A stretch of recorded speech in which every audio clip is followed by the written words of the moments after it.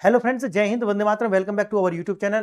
Friends, अगर आप पूरे वेस्टर्न मीडिया को अगर फॉलो करते होंगे तो आपको एक जो न्यूज़ है वो लगातार जो है बनी हुई है। और ये जो न्यूज़ है ये निकल करके आती है कि देखिए, जो चाइना के डिक्टेटर हैं शी जिनपिंग, अब उनकी जो पकड़ है वो ढीली हो चुकी है सिस्टम के ऊपर से।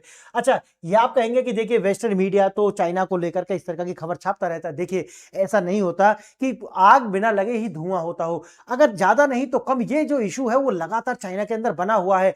और आप ये भी जानते हैं कि देखिए, हर एक डिक्टेटर का एक अंतिम दिन होता है और डिक्टेटर तभी तक रहता है जब तक वो पूरी व्यवस्था को अपने हाथ में दबा करके रख सके।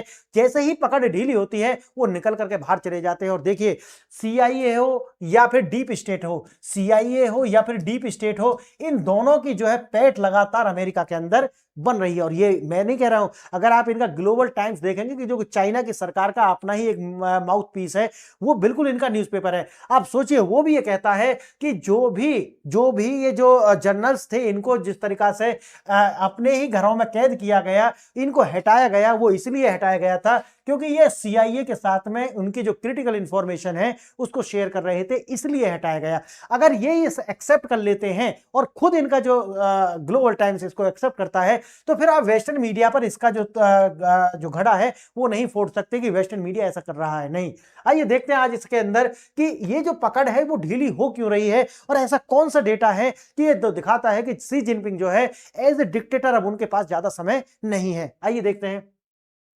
चीन का आंतरिक संकट, सेना के शीर्ष जनरलों का जो शिकंजा है वो लगातार जो है बना हुआ है। शी जिनपिंग का सबसे बड़े जो करीबी शक्तिशाली जो जनरल्स थे, किस तरीका से, मैंने इसके लिए एक अलग से वीडियो बनाई थी लगभग 1 महीना पहले। लेकिन अब ये बात पुख्ता हो चुकी है कि नहीं, ये जो खबर थी ये बिल्कुल सत्य थी और चाइना के अंदर सब कुछ ठीक नहीं है। जब आसपास के जो जनरल्स थे उनके अंदर झांग यूजिया हो या फिर जनरल जो इनके अपने एक तरीका से ब्लड रिलेशन में आते थे, उनके द्वारा भी इनका जो है साथ छोड़ दिया गया है, तो ये जो है संकेत सही नहीं है।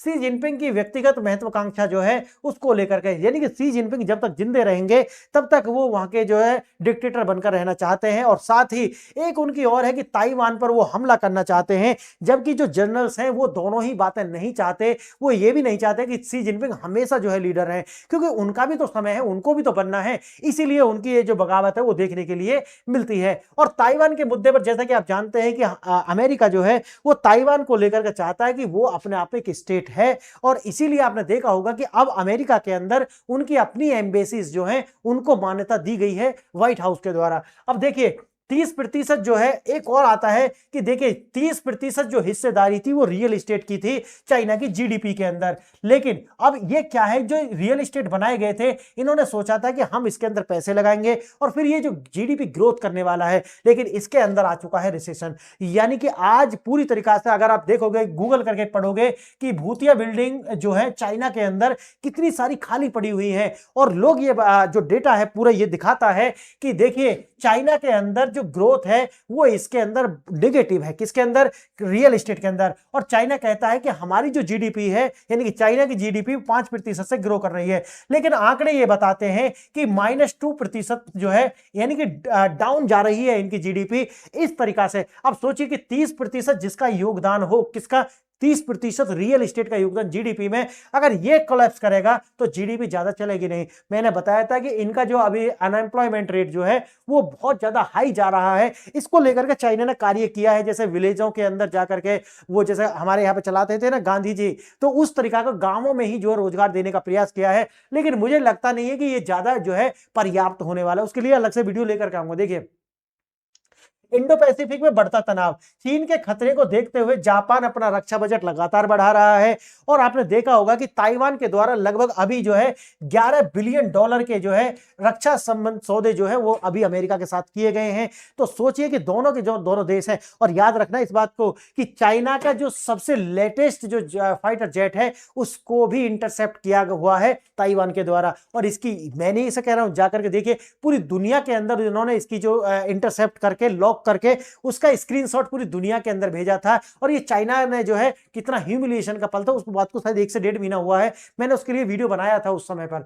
भारत के लिए चेतावनी, यानी कि एलएसी पर अपनी जो सतर्कता है हमको कम नहीं करनी होगी, क्योंकि चाइना जब इस तरह की जो समस्याओं से जूझता है तो वो अपने किसी ना किसी जो बाउंड्री पर कोई छोटी मोटी जो झड़प है वो करता है, ताकि देश के जो लोग हैं उनको जो ध्यान है उसको भटकाया जा सके।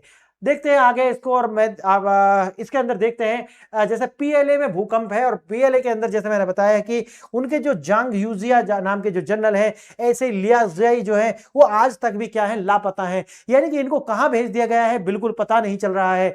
जब जो प्लेयर्स हैं, जब पिलर्स हिलते हैं तो पूरा जो सिस्टम है वो हिल जाता है। आप जानते हैं कि जो सीसीपी रिजीम है उसके अंदर पार्टी और जाकर के ये जो पीएलए सेना, ये अगर सेना और पार्टी जो है तभी चलेगी जब तक उनको सेना का सपोर्ट है। लेकिन अब क्या हो रहा है कि जो सेना है वो धीरे धीरे से अब शी जिनपिंग का जो ऊपर जो उनका विश्वास था वो हटता हुआ जा रहा है। और इसीलिए मैंने कहा था कि देखिए अब ये जो कू हो सकता है ये चाहता है अमेरिका, लेकिन कब होगा इसकी कोई डेट नहीं है। लेकिन हाँ, माहौल बन रहा है, और आगे अगर आने वाले समय में अगर चाइना किसी भी आर्थिक संकट में जाता है या फिर ताइवान के साथ छोटी मोटी झड़प में भी जाता है तो ये जो है लंबा खींचने वाला, और यही वेट कर रहा है अमेरिका। देखिए शी जिनपिंग का व्यक्तिगत युद्ध जो माओ से बड़ा बनने की जिद जो है उनकी है, वो चाहते हैं कि इतिहास में, देखो हर डिक्टेटर की ये जो है अभिलाषा होती है, और शी जिनपिंग की भी यही अभिलाषा है। वो चाहते हैं कि उनका जो कद है वो माओ से भी ज्यादा बड़ा हो जाए, और ऐसा होने के लिए उनको क्या करना पड़ेगा, उनको वही करना पड़ेगा जो माओ से रह गया है। आप जानते होंगे कि माओ से एक जो ताइवान वाला जो इशू है ये माओ से बच गया था, और जो sun Yat-sen है ये फादर कहे जाते हैं, वैसे तो दोनों चाइना और जो ताइवान है उसके भी फादर कहे जाते हैं, लेकिन जो माओ हैं वो सिर्फ चाइना के ही फादर कहे जाते हैं। अब शी जिनपिंग चाहते हैं कि जो अधूरा काम रह गया था माओ से मैं उसको पूरा कर दूं, मतलब कि चाइना का जो है इंटीग्रेशन, यानी कि ताइवान को चाइना में मिला दूं, तभी जाकर के ये माओ से बड़े बन सकते हैं। लेकिन अगर माओ से बड़े बनने के चक्कर में ऐसा भी हो सकता है कि बिल्कुल ही चाइना जो है वो एक लंबे युद्ध में चला जाए। क्यों? कारण यह है कि अमेरिका जो है वो इसी का इंतजार कर रहा है कि एक बार जो है चाइना एक बार युद्ध में जाए, फिर इसको जो है वही रूस और जो यूक्रेन की तरह इसको लंबा खींचा जाएगा, और लगातार जो हथियारों की जो सप्लाई है यही तो अमेरिका की अर्थव्यवस्था है। क्योंकि अमेरिका की तो बल्ले बल्ले हो जाएगी अगर ऐसा होता है, तो वो जितना भी उसके पास जो 38 ट्रिलियन डॉलर का जो उसके ऊपर कर्ज है, बस इसी को एक बार इसका मौका मिल जाए तो वो सारा का सारा बैलेंस कर लेगा अपना। देखिए रियल एस्टेट के अंदर मैंने जैसा कि बताया जीडीपी का 30% हिस्सा था, लेकिन लगातार जो इसके अंदर डिफ्लेशन आ रहा है, और यहां तक कि जो कई सारे कॉन्ट्रैक्टर हैं वो दिवालिया हो चुके हैं, एक तरीका से ऐसा बताया जा रहा है। और इसीलिए लोगों का जो ट्रस्ट है वो जा नहीं रहा, क्योंकि आज अगर जिसको 50 लाख की प्रॉपर्टी खरीदते हैं लोग, वो हो सकता है कि 1 साल बाद जो है वो 30 या 35 लाख की ही रह जाए। इसीलिए विश्वास ही नहीं है, और ये जो है स्लो डाउन है। देखिए जैसा मैंने बताया कि मध्यम वर्ग में जो तबाही है, जीवन भर की कमाई जो है वो राख हो चुकी है। लगभग 70% घरेलू जो बचत प्रॉपर्टी में लगाई थी, लेकिन आज प्रॉपर्टी के अंदर मैंने क्या बताया है, डिफ्लेशन आ चुका है। और ये जो प्रॉपर्टी के अंदर पैसे लगाए थे, बताया जा रहा है कि लगभग 30% जो कीमतें हैं वो गिरावट आ चुकी है, 30% की गिरावट। सोचिए कि अगर किसी ने 100 रुपए का मकान खरीदा है या 100 करोड़ का मकान खरीदा है, तो आज उसकी कीमत मात्र कितनी है, 70 करोड़ है। तो सोचिए कि जो मध्यम वर्ग है वो पूरी तरीका से इस तरीका की स्थिति हो गई है जैसा कोविड में हुई थी, कि लोग पैसा खर्च करना नहीं चाहते, यानी कि उनकी परचेजिंग पावर एक तरीका से वो कंस्ट्रेन हो चुकी है।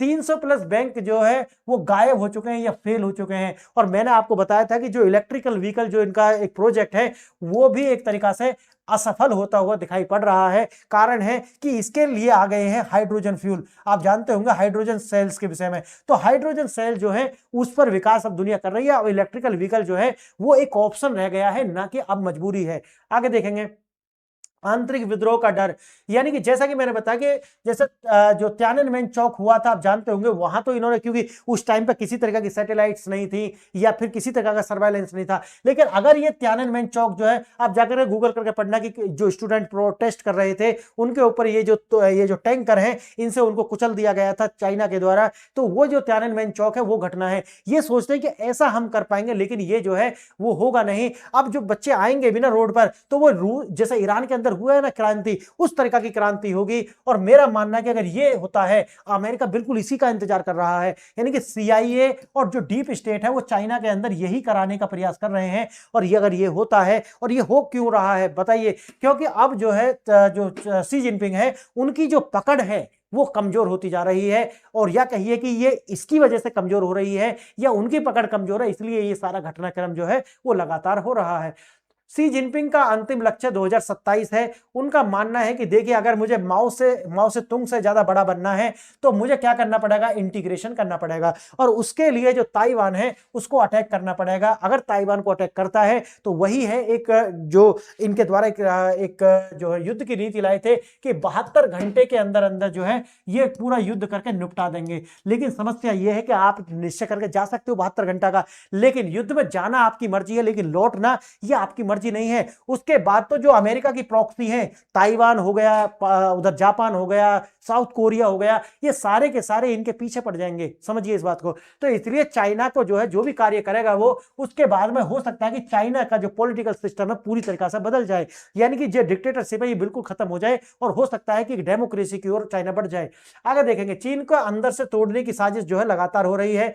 नैन्सी पेलोसी की यात्रा 2022 के अंदर हुई थी, और उकसावे की जो रणनीति है उसको बढ़ाया गया, चीन को ताइवान पर हमला करने के लिए मजबूर करना, ताकि वह अंदर से ही, देखिए यही तो मैं हमेशा कहता हूं कि चाइना जो है उसको इस तरीका का लालच दिया जाएगा कि एक बार वो ताइवान में अटैक करे। और उसके लिए देखिए, अभी तक ताइवान के पास में जो है वो एक शील्ड थी जिसको हम कहते हैं इंटीग्रेटेड सर्किट की, यानी कि आईसी आप बोलते हैं, माइक्रो प्रोसेसर। लेकिन ये सारे के सारे अब डाइवर्जेंस हो चुके हैं, और भारत के अंदर जो है इनको जो है शिफ्ट किया जा रहा है, क्योंकि 2029 जो है यहां तक ये सब होने की संभावना है। और मैंने जैसे कि बताया था कि देखिए जून 2026 के बाद में ये और थोड़ी स्पष्ट हो जाएगी इसकी, कि ये जो युद्ध है यूक्रेन और रूस के बीच का, अगर ये खत्म होता है, जो कि बात बिल्कुल चल रही है उसकी, तो उसके बाद में ये शिफ्ट होता हुआ पड़ेगा आपको चाइना और ताइवान के बीच में। देखिए सप्लाई चेन को जो है परियोजना 900 करोड़ का जो है वो लगातार शिफ्ट हो रहा है। मैंने जैसे कि बताया भारत के अंदर ये सब शिफ्ट किए जा रहे हैं, और ये थोड़ी सी अगर आप इसको बारीकी से देखेंगे तो पता चलेगा कि नहीं, कुछ तो बड़ा होने वाला है आने वाले समय में। ये जो शिफ्ट हो रहा है इससे पता चलेगा। ग्लोबल पावर का गिरता ग्राफ, जैसे मैंने बताया है कि वेनेजुएला का चीन का जो लगभग 105 बिलियन डूबा तेल पर अब अमेरिका का जो नियंत्रण है वो जा रहा है। इसी तरीका से आपने देखा कि जो चीन के द्वारा लगभग 400 बिलियन डॉलर की जो साझेदारी, एक ग्रेट डील की गई थी लगभग 2020-21 में शायद। देखिए अब जो ईरान है उस पर हमला करेगा अमेरिका, अब कब करेगा, अब 10 दिन में करेगा, 20 दिन में करेगा, वो तैयारी कर रहे हैं। और जो पीस टॉक है वो असफल हो चुकी है पूरी तरीका से, तो वो अपना तैयारी कर रहे हैं। उसके बाद आता है पनामा नहर, अमेरिका का जो संचालन है वो उसके पास जाने वाला है, तो पनामा पर भी उसका हो जाएगा। और ग्रीनलैंड मैंने जैसे बताया कि रेयर अर्थ मिनरल्स और कनाडा के द्वारा भी, ठीक है। तो अब एक पूरी समीकरण अगर आप देखोगे तो ये बन रही है कि चाइना अगर ताइवान के साथ जाता है युद्ध में 1 to 1, क्योंकि उसको उकसाया जाएगा। अगर चाइना नहीं जाएगा तो ताइवान के द्वारा इसे उकसाया जाएगा और इसको जो है धकेला जाएगा, क्योंकि ये प्रॉक्सी है, ताइवान की प्रॉक्सी है अमेरिका की। अमेरिका जो कहेगा वो ही होना है। तो ये ऐसा नहीं कि चाइना चाह कर की जाएगा या फिर नहीं, अगर अमेरिका चाहता है तो वो उकसावे की रणनीति जो है वो होने वाली है। देखिए इंडो पैसिफिक में जो कस्ता शिकंजा, क्या कसा हुआ है शिकंजा, देखिए डियागो गार्सिया, हिंद महासागर में अमेरिका का जो है वर्चस्व लगातार बना हुआ है, और यहीं से जो डिएगो गार्सिया है यहीं से जो है ईरान पर भी युद्ध होगा, याद रखना, मैंने अभी आपको बताया है, उसके लिए अलग से भी मैं वीडियो लेकर आऊंगा। देखिए जापान लगभग 2% जो है रक्षा बजट यानी कि लगभग बढ़ा दिया गया है। और देखिए जो फिलीपींस, अमेरिका के साथ युद्ध की जो तैयारी, अमेरिका के साथ युद्ध की तैयारी यानी कि फिलीपींस। आप सोचिए कि ये जो एक माहौल बनाया जा रहा है, इसको लेकर के आप कह सकते हैं कि आने वाला जो समय है वो इंडो पैसिफिक में थोड़ा उथल पुथल वाला ही रहना है। हम चीते पर भरोसा नहीं कर सकते। आंतरिक दबाव से ध्यान हटाने के लिए तानाशाह सीमा पर हमला कर सकता है, और लद्दाख और अरुणाचल प्रदेश यानी कि हमें लगातार अलर्ट रहना पड़ेगा। और मैंने जैसे कि बताया कि अंदर अगर कुर्सी हिलती है तो जो डिक्टेटर होते हैं वो अपनी बाउंड्री पर एक छोटा मोटा युद्ध जो है वो छेड़ देते हैं, और इसके लिए भारत को जो है थोड़ा सतर्क रहने की आवश्यकता है। और वही है कि जापान के साथ रणनीतिक समझौता भारत के द्वारा किया गया है, और रक्षा प्रणाली जो है उसको स्ट्रॉन्ग लगातार, की मैंने कितनी सारी वीडियो बनाई है इसके ऊपर। तो दुश्मन सिर्फ सीमा पर नहीं है, उसके सिस्टम की स्थिर यानी इनस्टेबिलिटी को भी उसको हमें देखना पड़ेगा। और आप देखेंगे कि अमेरिका जो चाइना है, आने वाले समय में जो उसका आर्थिक पतन, उसके अंदर आंतरिक विद्रोह, आप समझ गए होंगे आर्थिक पतन का मतलब है कि रियल एस्टेट के अंदर जो है 30% जो जीडीपी ग्रोथ के अंदर जो इनका, या कहिए कि जीडीपी के अंदर 30% का जो उनका हिस्सा था, उसके अंदर एक डिफ्लेशन आना आने वाले समय में बहुत चुनौती है। और डिक्टेटर जो है उसकी पकड़ ढीली होगी। इसी से सैन्य सफाई, जैसे मैंने बताया कि जो मिलिट्री के जो जनरल्स हैं उन पर अब जो है सी जिनपिंग का भरोसा नहीं रहा है। और बाहरी युद्ध, जैसा कि मैंने बताया कि जापान और वियतनाम, ताइवान और साउथ कोरिया जो है इनके द्वारा हो सकता है इन पर एक युद्ध भी जो है थोप दिया जाए। अब वही है कि इतिहास गवाह है, जब किसी देश की सेना अपनी ही लीडरशिप से लड़ती है तो वे दुश्मन बॉर्डर पर नहीं सिस्टम के अंदर होता है। और जैसा कि मैंने आपको बताया कि ये जो है अब एक अविश्वास जो है लगातार सेना के बीच में और जो अपना जो पीएलए यानी कि जो उनका आर्मी है उसके बीच में, और जो स्टेब्लिशमेंट है यानी कि जो पॉलिटिकल सिस्टम है पॉलिट ब्यूरो, उसके बीच में एक अविश्वास जो है वो क्रिएट हो चुका है। और देश की जो अर्थव्यवस्था है वो इसलिए भी नीचे जाएगी क्योंकि अब पूरा का पूरा जो फोकस है वो अर्थव्यवस्था पर नहीं है बल्कि अस्तित्व बचाने पर है। फ्रेंड्स, यही है, आगे जो भी डेवलपमेंट होगा उसके लिए अलग से वीडियो लेकर के आएंगे। आपने वीडियो देखा इसके लिए धन्यवाद। जय हिंद।